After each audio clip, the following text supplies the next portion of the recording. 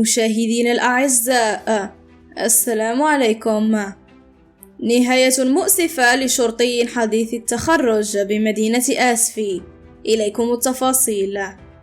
توفي شرطي صباح اليوم الجمعة 11 نوفمبر الجاري، وذلك بعدما دهسته سيارة بالقرب من مدار محكمة الاستئناف بمدينة آسفي.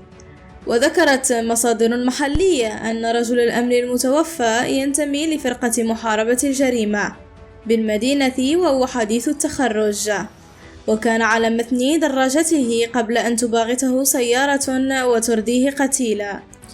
وأشارت المصادر إلى حالة الطقس ووجود الضباب كانت سببا رئيسيا في الحادث، إذ تسببت في غياب الرؤية الواضحة في الطريق لتصطدم سيارة شخص بدراجة الشرطي.